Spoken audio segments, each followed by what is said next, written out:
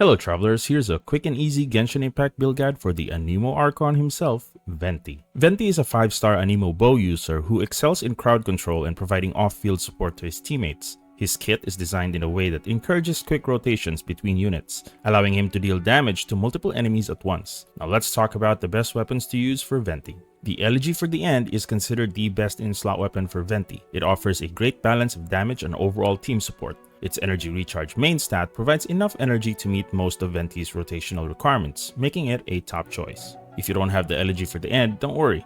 The Stringless is Venti's best weapon for personal DPS. Depending on refinement and elemental mastery, Venti with the Stringless can compete with a critical build Venti using 5-star bows. It is the best 4-star option available and should be your go-to if the Elegy is not available. Other great weapon options for Venti include Moon's Moon, Alley Hunter, and the event weapons Windbloom Ode and Fading Twilight. However, these weapons might be harder to obtain for new players due to limited banners and events. The Favonius Warbow, while not giving much additional damage to Venti's abilities, is good for the extra energy particle generation both to himself and teammates, making it a decent pick as well. Lastly, if you're still building your character and have nothing else to use, the 3-star Raven Bow can be a good weapon choice for Venti due to its elemental mastery main stat. Moving on to artifacts, as with most Anemo units, the Viridescent Venereer set is the optimal choice for Venti. It not only boosts teammates' damage but also provides the highest damage option for Venti alone. The set's swirl damage buff and resistance shred make it the go-to set for Anemo units.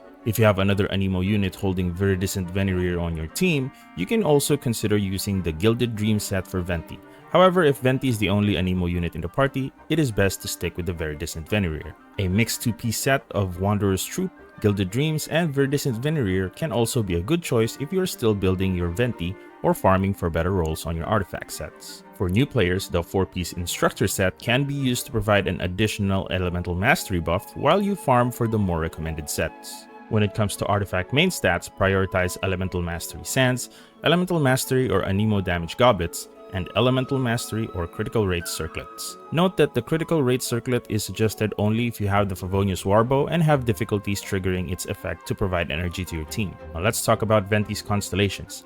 If you're not planning to go for Constellation 6, Constellation 3 is the best choice to upgrade the most powerful aspect of Venti's kit, his Burst.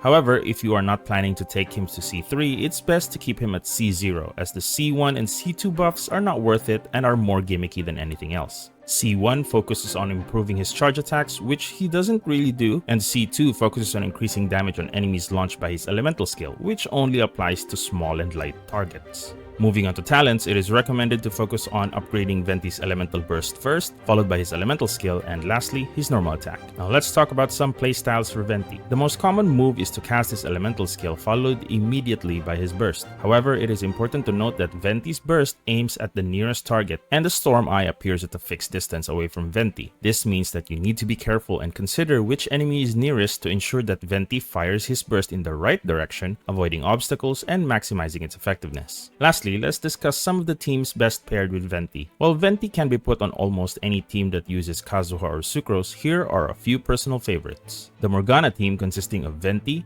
Ganyu or Ayaka, Diona, and Mona is a powerful team used in the Abyss. This team capitalizes on Venti's grouping capabilities while keeping enemies frozen in place for the cryo DPS to deal damage. A mono Pyro team with Venti, Bennett, and other Anemo and Pyro characters like Kazuha, Xiangling, Klee, and Yanfei is a great and easy pick. Pyro has the heavier affinity for swirl scenarios, meaning it will likely pick up Pyro and buff every Pyro-related damage for the entire party. An Anemo Hyper Carry team with Venti, Bennett, Faruzan, and an Anemo carry like Xiao, Wanderer, or Hazo is a fun team that focuses on buffing the Anemo DPS to its fullest while keeping enemies grouped up and in check with Venti's impressive crowd control. And that's it! I hope you found this video helpful. If you enjoyed the video, don't forget to like, share, follow, or subscribe. It's free and it's the best way to support my content. Thank you for watching, and I'll see you guys on the next one. Bye!